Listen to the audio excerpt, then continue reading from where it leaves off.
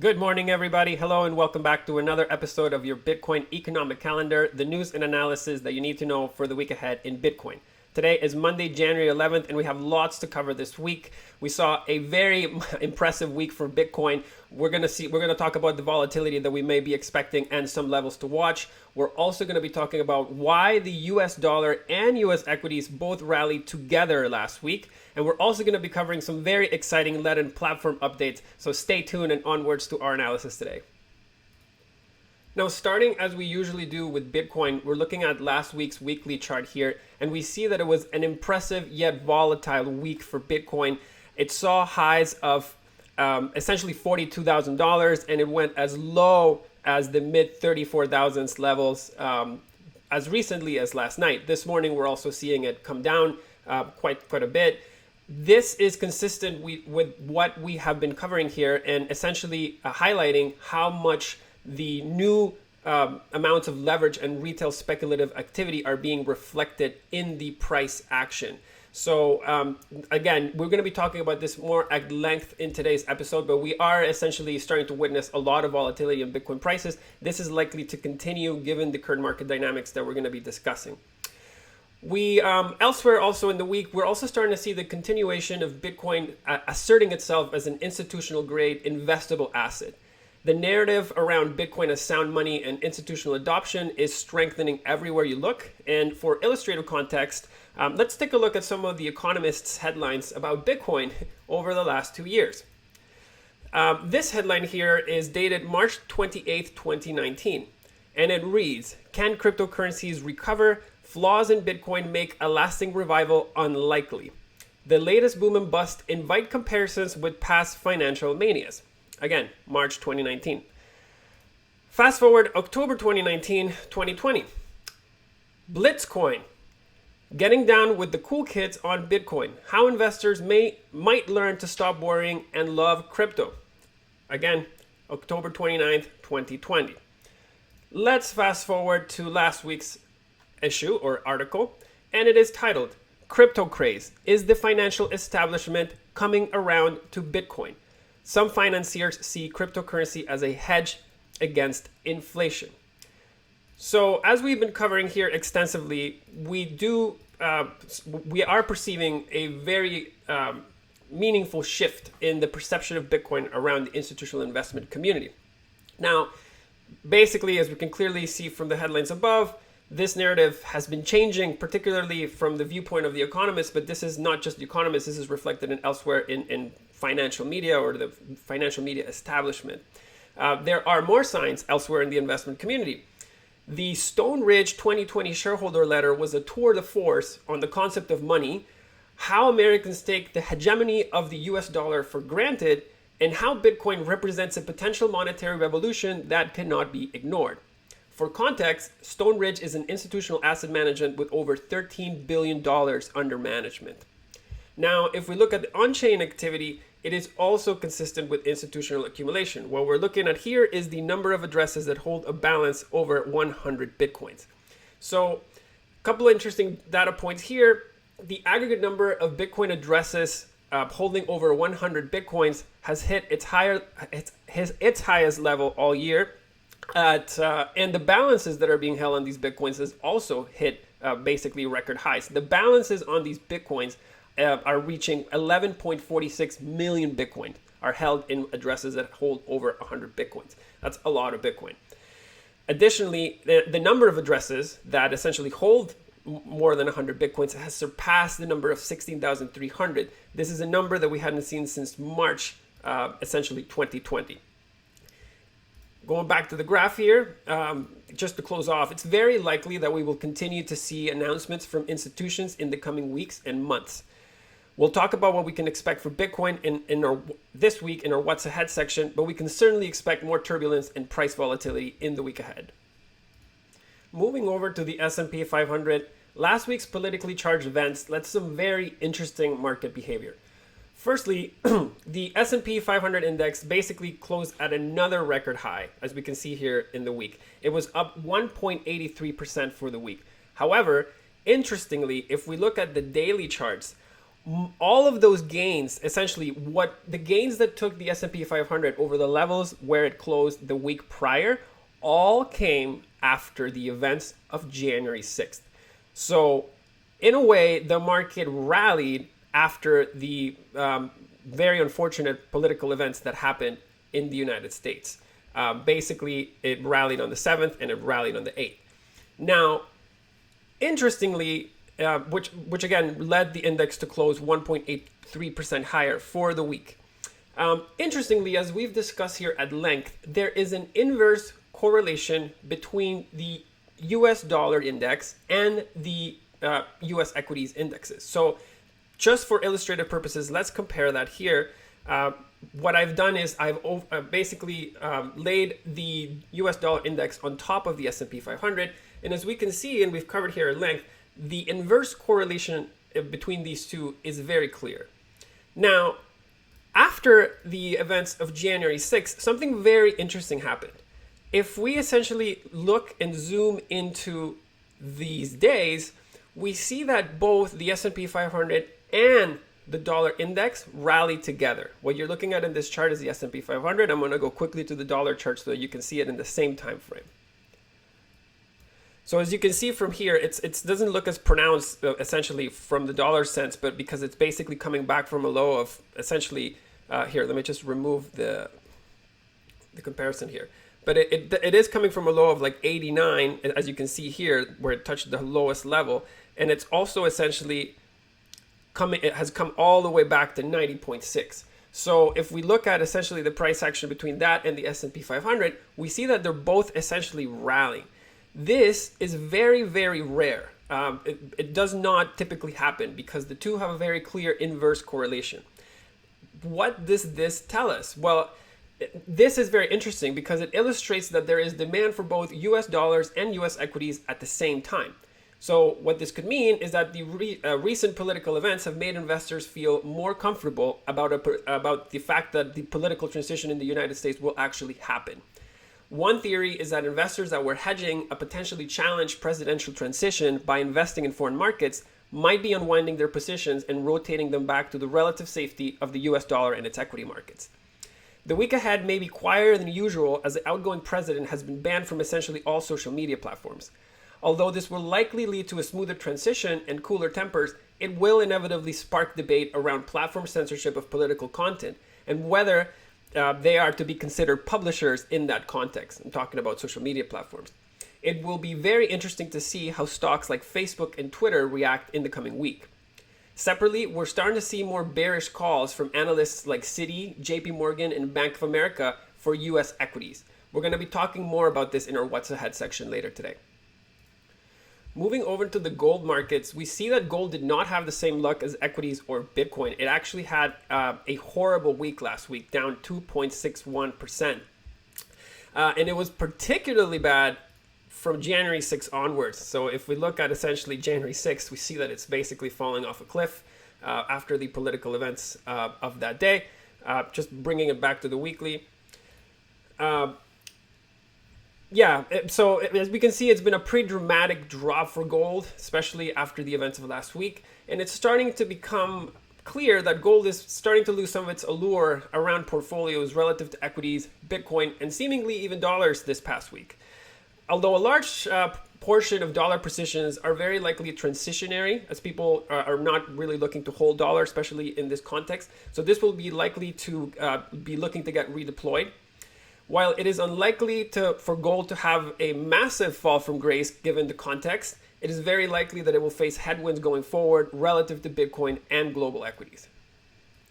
Now, moving over to the DeFi index, as you can see in the back of my screen. If there was one word to describe the altcoin markets right now, it would be euphoria.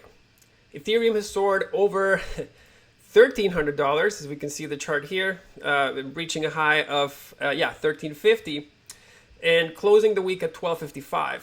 We also saw the DeFi index make an all-time high of its own and essentially had a monster week as well. The DeFi index actually went up by 30.19%. Let's compare this to Ethereum's rise of 28.09% and Bitcoin's rise of 15.39%. So as we can see, the DeFi index is now outperforming both the protocol level assets to the upside. As we've been writing about here extensively, this could mean that there is so much retail and speculative activity entering the markets right now that it could be somewhat signaling a potential organic local market top. We've been essentially talking a lot about this, and what this starts showing is that people are basically, this is a great indicator that speculation is starting to take over the market, and the moves may start to defy gravity and logic because of the levels of especially speculation and leverage that are being introduced. It is very important to proceed with caution in these market conditions, as some of this volatility will certainly spill into the Bitcoin price action. We're starting to see that already this morning. We're going to continue to monitor the relationship between the DeFi index and the protocol level assets, but essentially to gauge market sentiment and market dynamics going forward, and we'll keep you up to date of any interesting changes.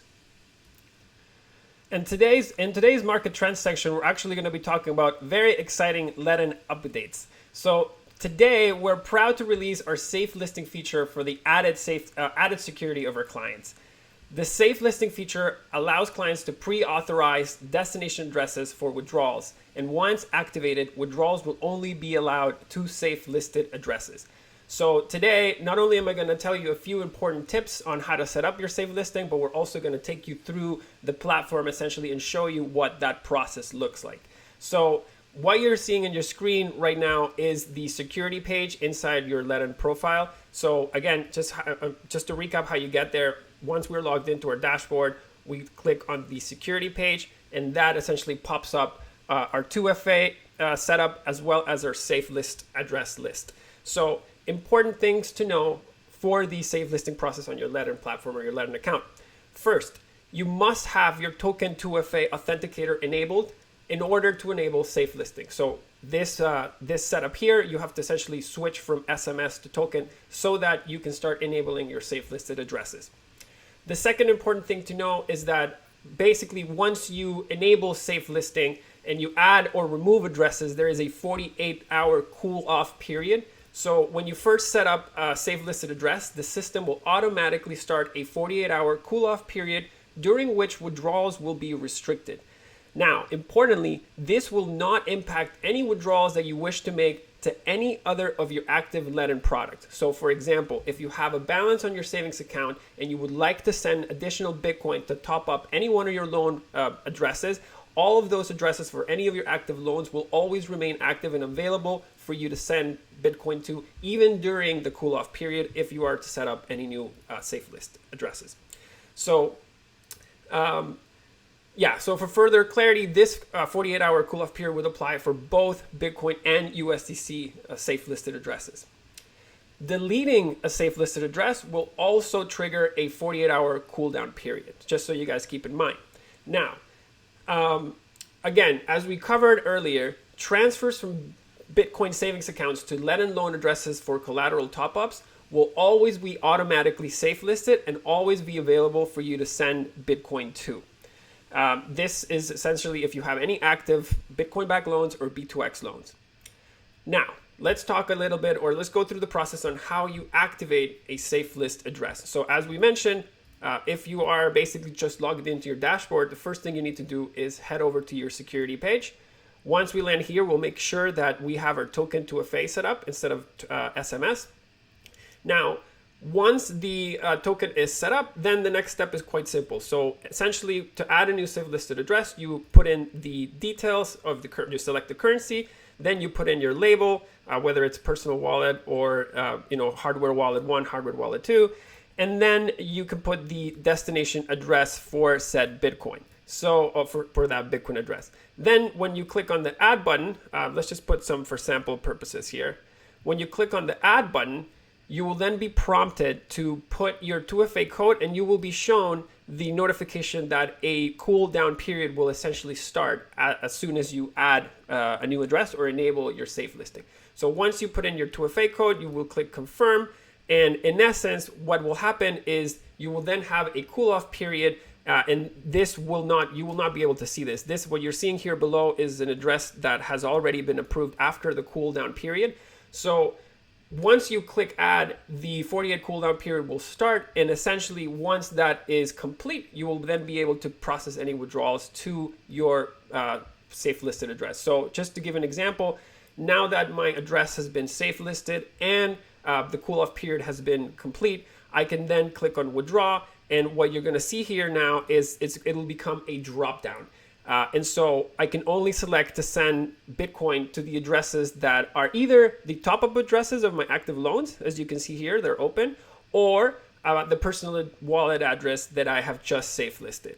So once you do that, then you can just select, the Bitcoin amount you'd like to withdraw, and you can essentially request your withdrawal. And basically, that is the process is very simple. Once you have it set up, it's very intuitive. Now, another thing to keep in mind, which is also important, is that for the added peace of mind of our clients, we will be maintaining the video call confirmation requirement for withdrawals for amounts in excess of $100,000 or its equivalent in Bitcoin terms, even if the address is safe listed. Again, this is just for the added security of our clients. So I've essentially gone through the safe listing process. I welcome you to set it up. Do turn on your token 2FA authenticator. Strongly suggest that you enable safe listing for your account, as it's just an added security layer for your own benefit. And if you have any questions about this process, feel free to contact us at support@ledn.io, and we'd be more than happy to answer any questions you may have about this around this process. Now, moving over to our Bitcoin mining difficulty commentary, we had a massive upward adjustment come into effect on Saturday instead of Sunday.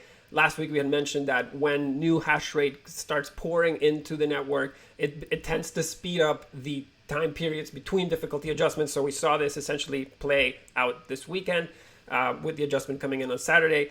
Now, this adjustment brought us to a new difficulty all-time high of 20.61 terahashes, up 10% for the 2-week period. And so much hash rate has continued pouring into the network that the next difficulty adjustment, which again is not for another potentially 12 to 14 days, given the pace at which we're going, is projecting another 12% increase already, which should bring us up to 22.93 terahashes. This was to be expected, as we've been describing or as we've been writing about in our December issues, and will likely only accelerate given the backdrop right now.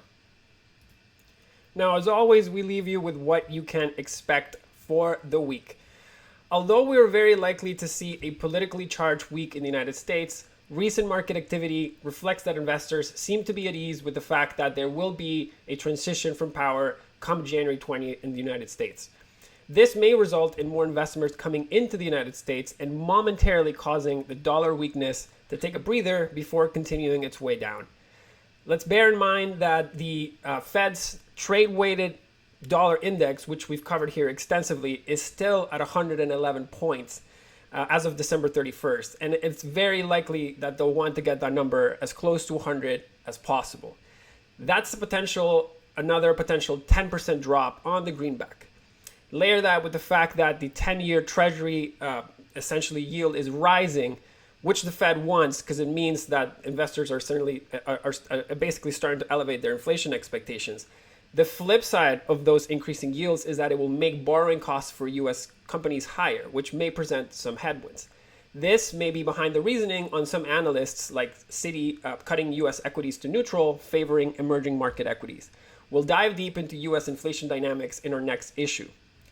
As far as Bitcoin goes, we are starting to see some heavy option activity around the 36,000 strike price in the January 29th expiration. While this doesn't necessarily mean that the price is heading there, the sheer size of the contracts makes it very unlikely that it is a retail or individual position. Essentially, this is a large position in a sophisticated market. So one can assume that there are two very well-informed market participants who believe that this is a very important price level. Additionally, the CME futures curve is flat from March to April delivery in the $38,000 levels, which is a tight range between 36 and 38, considering that option strike expiration in January. So something to keep in mind.